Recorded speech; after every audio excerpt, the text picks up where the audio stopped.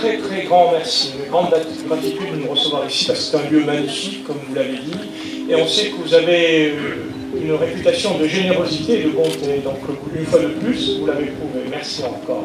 Et on ne peut pas faire ce projet sans le soutien des institutions, parce que si les institutions ne soutiennent pas, c'est que ce n'est pas un bon projet.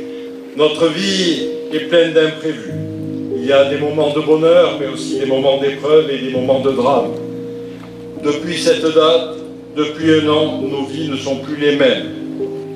Alors ce soir, c'est naturellement avec vous un moment extrêmement émouvant. C'est parti, jour après jour, nuit après nuit, un centre opérationnel qui a été mobilisé pendant un mois avec des équipes, et je me tourne vers les uniformes qui sont là pour leur dire toute ma reconnaissance. Là, on a vu les beaux témoignages ce soir de M. le Préfet, M. Ciotti, de tous les différents élus et différents maires qui ont subi cette tempête. Ça a été quelque chose de terrible et comme je le disais tout à l'heure dans mon allocution, je n'aimerais jamais vivre ce qu'ils ont pu vivre.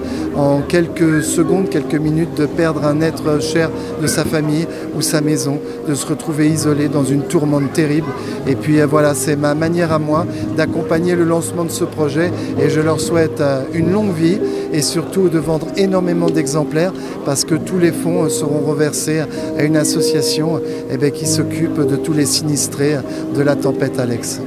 Je pense que cette bande dessinée fait partie de la résilience qui apporte aux Maralpins, qui apporte à toutes les victimes, qui apporte à tous ces moyens de secours, cette capacité à se redresser, cette capacité à faire son deuil de cet événement, un hommage pour ne pas oublier et faire en sorte que cela ne se reproduise plus si possible.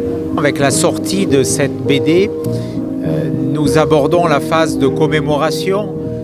Nous atteignons les 1 an de cet événement climatique terrifiant qui nous a touchés au cœur. Et c'est naturellement avec beaucoup d'émotion que nous abordons cette date anniversaire.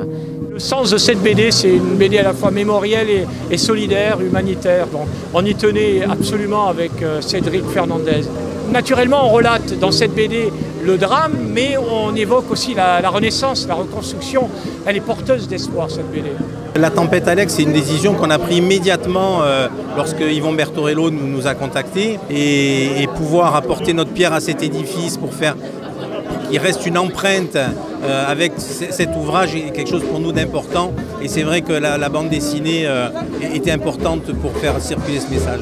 Ce que je ressens depuis que je me rends dans les vallées depuis le 1er août où j'ai pris mes fonctions, c'est un territoire qui reste encore marqué par les événements, psychologiquement.